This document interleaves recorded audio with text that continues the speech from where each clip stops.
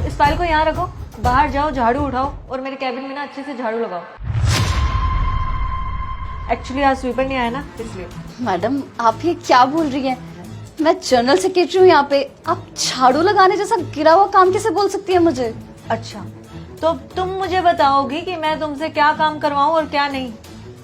देखो, एक झाड़ू ही तो लगानी है। आज स्वीपर नहीं आया है, तो इतना सा काम नहीं कर सकती क्या तुम? मेरी मेल ना रिज्यूमों से भरी हुई है, 2 सेकंड लगेंगे मुझे तुम्हें इस कंपनी से बाहर करने में और किसी और को तुम्हारी जगह अपॉइंट करने में। इसलिए जो काम बोला है चुप करके वो काम करो। रख दो ये फाइल यहीं पर। मैम इस फाइल पे ना आपके साइन चाहिए थे, कर देंगी प्लीज? हाँ जरूर। तुम क्या खड़ी खड़ी देख रहे हो अब तक? जाओ, जाकर झाड़ू उठाओ और अपना काम करना शुरू करो। जाओ। मैम वो हमारे ऑफिस की जनरल सेक्रेटरी हैं, आप उन्हें क्यों झाड़ू मारने के लिए बोल रही हैं? स्वीपर है ना, आप उनसे काम करवा लीजिए। कहीं वो आपकी क्लासमेट थी और आपसे ज्यादा उसके मार्क्स आते थे, इस चीज का बदला तो नहीं ले रही हैं आप? नहीं, वो कुछ और है। तुम उसे छोड़ो, ये बताओ इस पे साइन की चाहिए? मैम वो नई क्लाइंट है ना, उनको इनवॉइस रेडी करके देना है, बस इसलिए साइन चाहिए थे आपके। मैं करवा के भेज देती हूँ आपको, जाइए आप। जी मैम।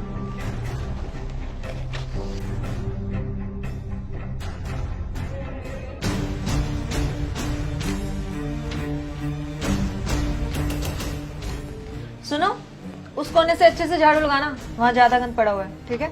मैडम आप ये ठीक नहीं कर रही हैं बिल्कुल भी। मैं एक पढ़ी लिखी लड़की हूँ, आपसे पहले जो मैनेजर थे उन्होंने कभी ऐसे मिसबिहेव नहीं किया मेरे साथ, कभी ऐसा ट्रीट नहीं किया है। और आप मुझसे ये काम करवा रही हैं, ये बिल्कुल ठीक नहीं कर रही हैं आप। हाँ तो मेरा काम करवाने का तो यही तरीका है, उस मैनेजर का अलग तरीका होगा, पर मेरा तो यही तरीका है, तो मैं तो ऐसे ही काम करवाऊँ। तो चुप करके जो काम कहा है ना, अपने काम पे ध्यान दो, जुबान कम चलाओ और अपने हाथ ज्यादा चलाओ, समझी?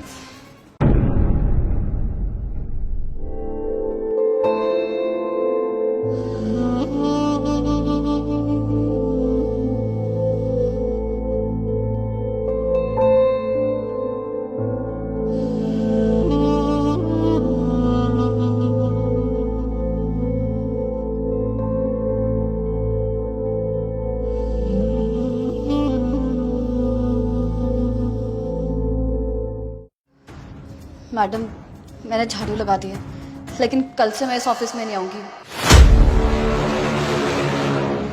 मैं यहाँ काम नहीं करूंगी। आपने मुझे बहुत गिरा हुआ महसूस करवाया है।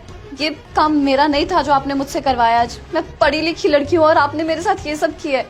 अच्छा, तो अब तुम्हें समझ आ गया है कि ये तुम्हारा काम नहीं था जो मैंने तुमसे करवाया। क्या कह रही है, मेरी कुछ समझ में नहीं आ रहा है। जो सुबह तुमने किया सिक्योरिटी गार्ड के साथ, क्या वो सही था? वो उसका काम था जो तुमने उससे करवाया।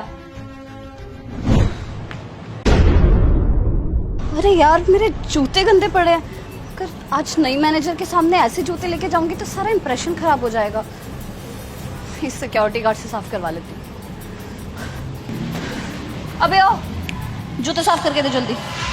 मैडम मैं यहाँ पे सिक्योरिटी गार्ड हूँ, ये मेरा काम नहीं है और मैं आपका जूता साफ क्यों करूँ? 2 कौड़ी का नौकर, तेरी इतनी हिम्मत तो मुझे काम करने से मना कर रहा है। तो जानता नहीं है कि मैं कौन हूँ? 2 मिनट लगेंगे तुझे इस नौकरी से निकलवाने में, समझा?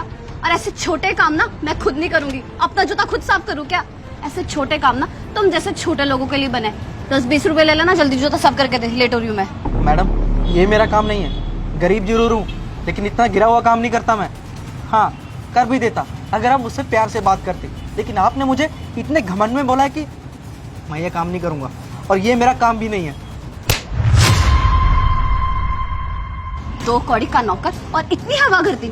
तो देख, आज नई मैनेजर आ रही है और उसके साथ ना मेरी बहुत अच्छी पट जाएगी और सबसे पहले तुझे नौकरी से निकलवाऊंगी मैं। आया बड़ा मुझे काम सिखाने वाला।